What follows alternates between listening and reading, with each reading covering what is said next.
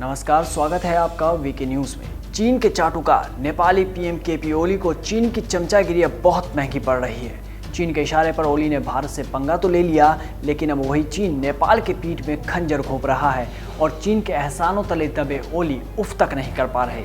चीनी राजदूत हाओ यांकी से मिलने के बाद जाने क्या हुआ, ओली चीन के ऐसे मुरीद हुए कि वो अपने पड़ोसी भारत से भी पंगा लेने लग गए।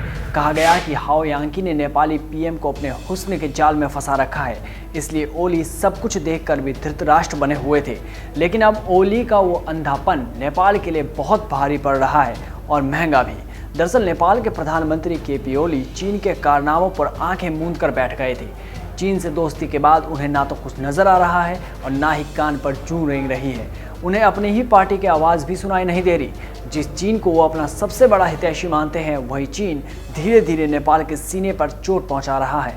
पर केपी ओली को कोई सुध ही नहीं है। दोस्ती की आड़ में चीन धीरे धीरे नेपाल पर कब्जा करते जा रहा है। तो अब सवाल ये कि ऐसी भी क्या दोस्ती ओली जी जो असमत ही लुट जाए और आप कुछ ना कर पाए? क्या चीन से दोस्ती के चक्कर में ओली सब कुछ गवा बैठेंगे? चीन की शाह पर बोलने वाले ओली काला पानी के मामले में तो भन्ना उठते हैं, नेपाल का नया नक्शा ले आते हैं, पर चीन के कब्जे पर मौन व्रत पर चले जाते हैं। क्या ओली को दिखाई नहीं देता कि चीन अजगर की तरह धीरे धीरे नेपाल को जकड़ रहा है? चीन के मामले में ओली की चुप्पी अब लोगों को भी नहीं पच रही। लोग ओली से सवाल पूछ रहे हैं कि आखिर कब ओली नींद से जागेंगे। चीन ने ऐसी कौन सी घुट्टी पिला दी कि ओली की बोली ही नहीं निकलती। एक रिपोर्ट के मुताबिक चीन ने हुमला जिले में नेपाली इलाके पर अपना कब्जा जमा लिया। चीन ने बाउंड्री पिलर नंबर 12 बना लिया। द्विपक्षीय समझौते के बिना बाउंड्री पिलर का निर्माण नहीं किया जा सकता, लेकिन चीन ने अपने दोस्त को इसकी जानकारी देना भी नहीं सही समझा और चुपके से कब्जा कर लिया। इस अतिक्रमण की पोल नेपाल के सांसद जीवन बहादुर शाही ने खोली।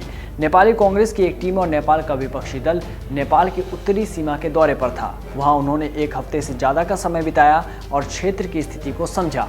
उन्होंने देखा कि नेपाली क्षेत्र के अंदर आने वाला पिलर नंबर 12 क्षतिग्रस्त था और बिना किसी पूर्व सूचना के चीन ने इसे फिर से तैयार कर लिया। सांसद जीवन बहादुर शाही का दावा है कि 12 नंबर पिलर के निर्माण के साथ साथ चीन नेपाल के अंदर 1.5 किलोमीटर तक घुस चुका है। उन्होंने सवाल पूछा कि इस सच को ओली सरकार क्यों नहीं स्वीकार कर रही।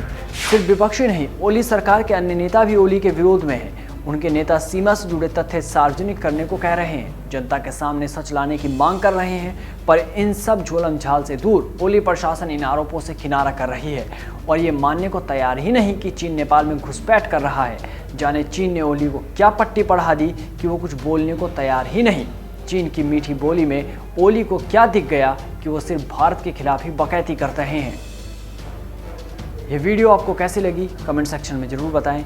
अगर वीडियो आपको अच्छी लगे तो वीडियो को लाइक करें और चैनल को सब्सक्राइब करना ना भूलें।